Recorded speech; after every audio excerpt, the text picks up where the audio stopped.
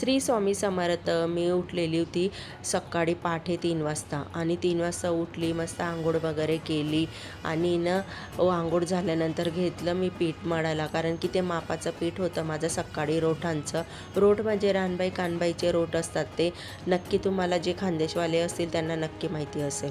आणि मी पीठ वगैरे म्हटलं चला आता हे मुरेल, आपण याला साईडला ठेवायचं. पुरणपोळ्याचं पण रेडी आहे, कारण की मला अजून गोड पदार्थ करायचा होता. मग घेतली पटकन मी खीर बनवायला तांदळाची आणि त्याला दुधामध्ये शिजवलं.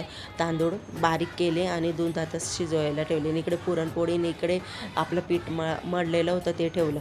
तिथपर्यंत मी म्हटलं झाले आता 15-20 मिनटं. तर नंतर आता मी पुरणपोळ्या सर्व बनवून घेते, कारण की पटकन सूर्य उगवेल. सूर्य उगवायच्या अगोदरच ते पूजा करावं लागते.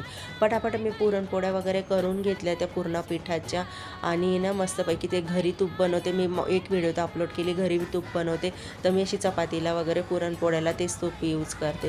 पटकन झाल्या माझं किचन वाटा भांडी ते सर्व क्लीन वगैरे करून झालं माझं.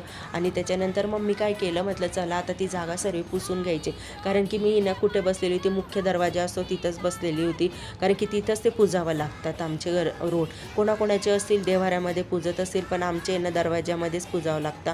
जिथून एंट्री करतो ना आपण मुख्य दरवाजा तिथंच. मग पटकन ड्रेस वगैरे चेंज झाला, सर्व साहित्य वगैरे जवळ घेऊन बसली आणि मांडणी करायला बसली. म्हटलं स्वस्तिक वगैरे काढून घ्यायची, त्याच्यावर हळदी कुंकू वगैरे ठेवला आणि फुलांना ते टोपलीच्या साईडने थोडे फुलं होते माझ्याकडे. म्हटलं चला आता ते टोपलीच्या साईडने आपण झेंडूचे फुलंचं हे करून ठेवू. मग केली तिथे पूजा वगैरे आणि मस्त धूप दीप हे सर्व लावून वगैरे घेतलं मस्तपैकी.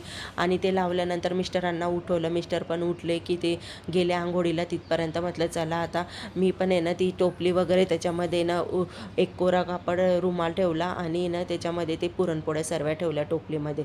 मग चौकनी पाण्याने मंडल करून घेतलं आणि त्याच्यावरती ही टोपली ठेवली मस्तपैकी. पुरणाचे 2 दिवे वगैरे बनवले आणि खीर पण ठेवली आणि 2 लिंबू ठेवले. लिंबू का ठेवले, कारण की गव्हाच्या पिठामध्ये ते वर्षभर लिंबू तसेच ठेवावं लागतात, म्हणून ते आता पुजले आणि गव्हाच्या पिठामध्ये टाकेल.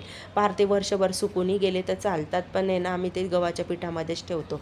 आणि मग मस्तपैकी अशी मी पूजा करून घेतली. सुरुवात मीच केली पूजा करायची. छानपैकी हळदी कुंकू अष्टगंध फुलं वगैरे वाहिले आणि मस्तपैकी अशी पूजा वगैरे करून घेतली. तिथपर्यंत वेदचं पण झालं आवरून. वेद पण आला, मग त्याचे पप्पा पण आले, त्याच्या पप्पांचं पण झालं. मस्त असं ओवाळून वगैरे घेतलं मी. आणि खूप भारी वाटतं, वर्षातून एकचदार येतात हे. आणि आता मी दरवर्षी करते, तर मला आता हे नक्की माहिती पडलं आहे, तर मी माझं मी करून घेते आता. आणि मग मिस्टरांचे झाले, ते बोलले आता मी पण बसतो पूजा करायला. मी पण त्यांना बोलले की घ्या तुम्ही पटकन पूजा वगैरे करायला, कारण की सूर्य उगवायच्या अगोदर आपली ही पूजा झाली पाहिजे. मग ते बोलले